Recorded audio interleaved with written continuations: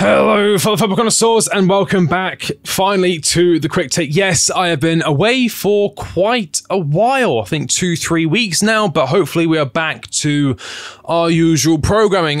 Kind of a lot of things happened. I got tonsillitis, which was really bad for like 8 days. I could barely talk. I was coughing all the time, and it was very, very painful. Anyone who's had tonsillitis knows how bad it is. And then after that, when I recovered, I was then away in Glasgow for a couple of days, house sitting or cat sitting, so which is quite nice. And then when I got back, I just kind of realized, you know, there's only a few days left of July. I may as well just take off the rest of July, recoup, regather my energy, see what happens in the news, and then carry on with the stuff, with the channel, with the content in August. And so here we are, not wasting any time. Conor Gallagher is on his way out of Chelsea. Now, the whole Conor Gallagher situation has been discussed to death on this channel, well, by me, and a lot of you have had differing opinions. My opinion is I understand why the club would sell him, and I don't think Chelsea would be that worse off if Conor Gallagher was no longer a part of the team, especially with the arrival of Enzo Maresca, who does play a very possession-based,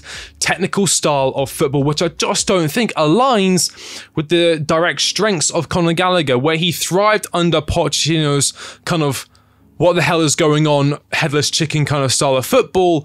I just don't think Conor Gallagher is going to have the same level of impact as maybe one of the new arrivals, Kiernan Dewsbury-Hall, in this Chelsea side going into next season. I think there are players who can provide a better service in that position compared to Conor Gallagher.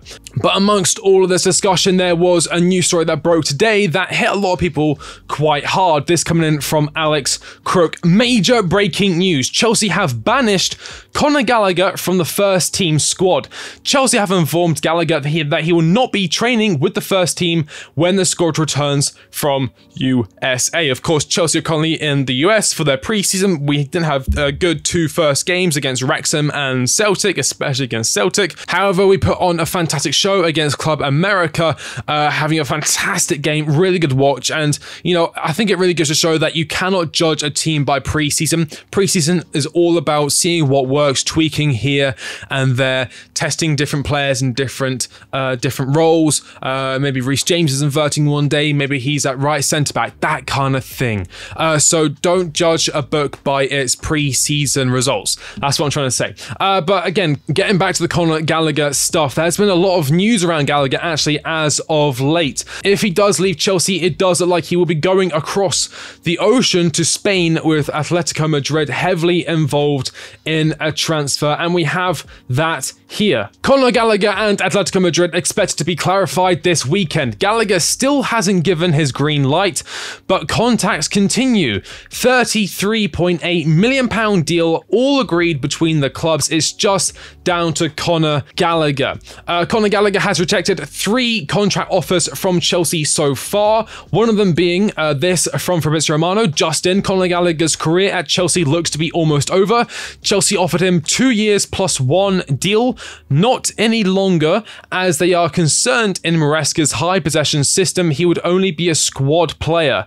Atletico waiting for decision. I don't think Kiernan Dewsbury-Hall, who I actually think is going to be Conor Gallagher's replacement, is going to be a squad player. I think it's going to be much more of a first team player next season. Of course, he is going to be like the Jorginho to Sarri when Sarri came in. You know how when Sarri came in from Napoli, he brought over Jorginho, who really understood his style of football. I think that is what Kiernan Dewsbury-Hall is going to be doing with Chelsea. He's going to be performing a similar role, helping players understand what Maresca wants from them. Obviously, he's played under Maresca for an entire season at Leicester, and he's now going to be bringing that already embedded wealth of knowledge into this Chelsea side and helping those, as I said, helping those around him get used to what Maresca demands and get used to what Maresca wants from his players. Gallagher, however, wants to fight for his position here. Gallagher loves the club and believes he could survive under Enzo Maresca. And maybe he could. Maybe he could step up. Maybe he could become a very technical player overnight. I just don't see it happening. And I do understand why the club want to sell him so badly. Again,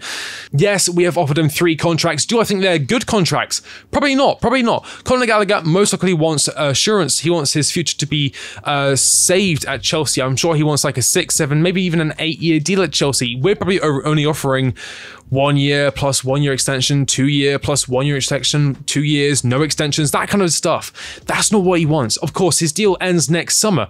Chelsea are not going to let a player like Conor Gallagher, who they could get, you know, minimum £30 million for. I wanted more than that, but there is 1 year left on his contract and he is dragging this out. So we're not going to allow that amount of money just to slip through our fingers and allow him to leave for free because he doesn't want to sign on for another year or two on a shorter contract, just so that we have a little bit more say and a little bit more dictatorship in terms of his future and how much we can actually ask for him regarding his contract length. Do I feel bad for Conor Gallagher? Absolutely. Conor Gallagher last season, I'd be stupid to say he wasn't one of the better players in this side in terms of what he brought to the team, in terms of his tenacity, in terms of his energy. I mean, he was probably one of the strongest players in, I don't even want to say Poches' system, because was there a system? Other than the likes of Cole Palmer, maybe, and Malo Gusto, Conor Gallagher was a very bright star in that struggling Chelsea side. But as I said, this is no longer Poches Chelsea. This is Maresca's Chelsea. This is a Chelsea that's going to be very technical. It's going to be a Chelsea that you're going to see a lot of, you know, you're going to be able to look at the pitch and see what's actually happening and not just be confused as to why the players are just playing balls over the top for nobody to get on the end of, or they're just meandering the ball at the back. No one's really making anything happen. And again, we saw this against Club America. We can see the 3-2-5 shape.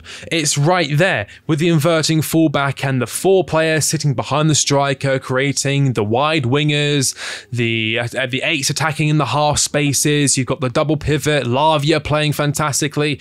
We are seeing that now. We are seeing actual structure. We are seeing a system in place that works, or at least is starting to work. And whether Conor Gallagher will fit into that, I just don't know. And again, if he's not going to fit into it, and we see Enzo Maresca as being the long-term coach and he's not signing a new contract, then I understand why the club are forcing him out in this sense. Again, I feel bad for Conor Gallagher, but sometimes football is a cutthroat sport, and I think the club needs to be cutthroat in this position, especially with how much money we've invested into other players, and we want to invest again in the summer. We are looking at a deal for Victor Osimhen. It won't be cheap. It'll be cheaper. Of course, they have lowered their stance. I think we are in discussions with them, potentially a deal involving Romelu Lukaku, and I think around 70 million euros, which is like 58 million pounds. So 58 million pounds plus Romelu Lukaku for Victor Osman. I think that's a good deal. I don't know if that's the exact deal. I think that's what I read online a few days ago. Whether it's true or not, who knows? But it just goes to show that Chelsea are still wanting to do work in this summer transfer window, and we will need to move players on like Conor Gallagher, like Trevor Chalobah. Unfortunately for Trevor Chalobah, but like Trevor Chalobah, again, comes from the academy, like Armando Broja. Moving players on who we bought very cheaply for a good price. I'm looking at you, Amari Hutchinson. I'm looking at you, David Datro Fofana. Players like this who Chelsea can make money on, we will try to make money on. There are, of course, going to be players who we sign who are going to be for the first team, like Kiernan Dewsbury-Hall. I think Esteval Willian will be for the first team. Kendry Paez will be for the first team, sorry, Enzo Fernandez. But regarding the whole Enzo Fernandez situation, it is, of course, now all sorted. He has apologized to the players. The players have accepted his apology. He has learned, and I hope that hopefully he understands the weight of his words and that he doesn't do something like that again. Moving on. But it does look like Conor Gallagher is on his way out of Chelsea. I doubt, even if he tries his hardest to stay, there will be any sort of long-term future for Conor Gallagher in this Enzo Maresca side. Let me know your thoughts on the video in the comment section down below. As always, if you like the video, like, comment, subscribe. I've been The Quick Take, and I'll catch you all on the next one. See you later.